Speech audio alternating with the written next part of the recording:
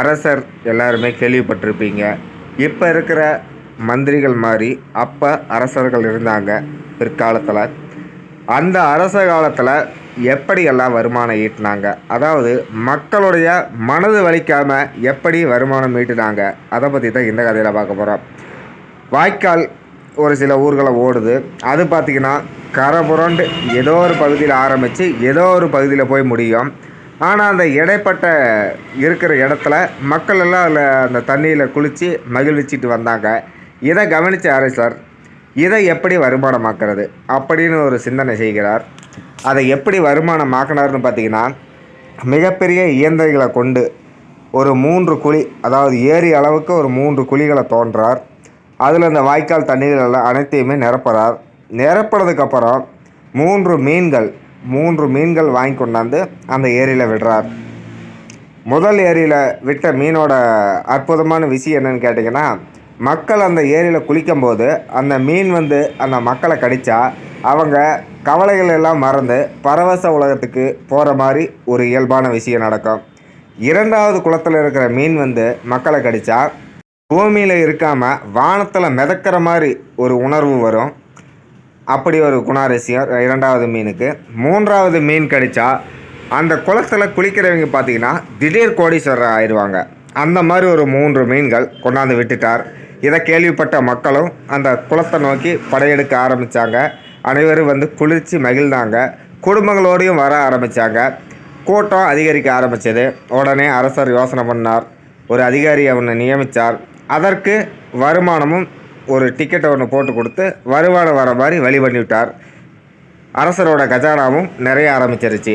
அதாவது மக்கள்கிட்ட இருந்து கேட்கறதுக்கு இவர் கூச்சப்பட்டுக்கிட்டு மக்களாக வலியமாக ஐயா நான் விருப்பப்பட்டு இந்த குளத்தில் குளிக்கிறேன் அப்படிங்கிற அளவுக்கு மனநிலைமைக்கு தள்ளி கொண்டாந்துட்டார்.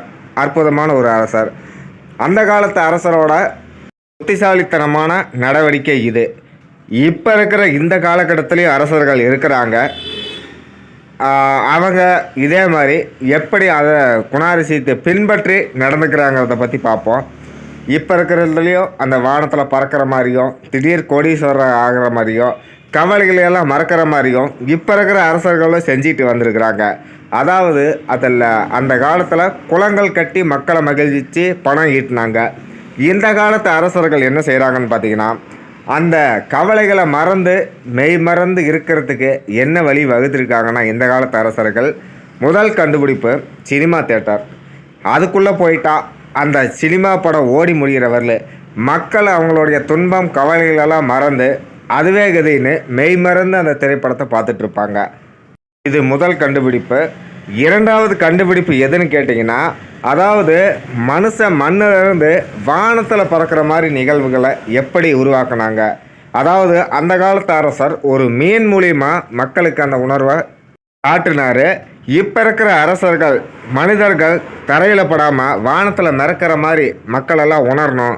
அதற்கோசரம் கண்டுபிடிக்கப்பட்டது தான் சாராய கடைகள். சாராய கடையில் சாராயம் பருகிட்டு மக்கள் பார்த்திங்கன்னா மெய் மறந்து பூமியிலேயே இல்லாமல் வானத்தில் மிதக்கிற மாதிரி உணர்வுகளை உணர்ந்துக்கிட்டு இருக்கிறாங்க. 3வது கண்டுபிடிப்பு எதுன்னு கேட்டிங்கன்னா, திடீர் கோடீஸ்வரர். அதாவது அந்த காலத்து அரசர் மீனின் வடிவில் ஒரு விஷயத்தை மக்கள்கிட்ட எடுத்து சொல்லி கோடீஸ்வரர்கள் ஆக்கினாங்க. அதை பின்பற்றின இக்காலத்து அரசர்கள் அதுக்கோசரம் மக்களும் திடீர் கோடீஸ்வரனாக ஆகணும் அப்படின்னு சொல்லி அதற்கு கண்டுபிடிக்கப்பட்டது தான் லாட்ரி டிக்கெட். இந்த 3 விஷயங்களையும் அந்த காலத்து தொழில்முறையில் கைப்பற்றி இந்த காலத்தில் நடைமுறைக்கு கொண்டாண்டாங்க. இருந்தாலும் இப்போ அந்த காலத்தில் நடந்தது மக்களும் மகிழ்ச்சியாக இருந்தாங்க, மன்னர்களுக்கும் கல்லா கட்டுச்சு. ஆனால் இப்போ நடக்கிற நடைமுறையில் மன்னர்களுக்கு மட்டும்தான் கல்லா கட்டுதே தவிர மக்கள் பார்த்திங்கன்னா இருக்கிறதுலையே ஏழையாக போயிட்டுருக்கிறாங்க. அதாவது அக்காலத்து மன்னர் வகையாரவெல்லாம் திட்டமிட்டு மக்கள் மனம் வலிக்காமல் மக்களும் நன்றாக இருக்கணும் நம்மளும் நன்றாக இருக்கணும்னு திட்டமிட்டு ஒரு செயலை செய்வாங்க. ஆனால் இப்போ இருக்கிற அரசர்கள் பார்த்திங்கன்னா நம்ம மட்டும் நல்லா இருந்தால் போதும், நம்ம நாடு நல்லா இருந்தால் போதும், மக்கள் எப்படியோ ஒன்று போகட்டும் அப்படிங்கிற ஒரு குறிக்கோளோட இந்த மாதிரி செயல்களை செஞ்சுட்டு வராங்க.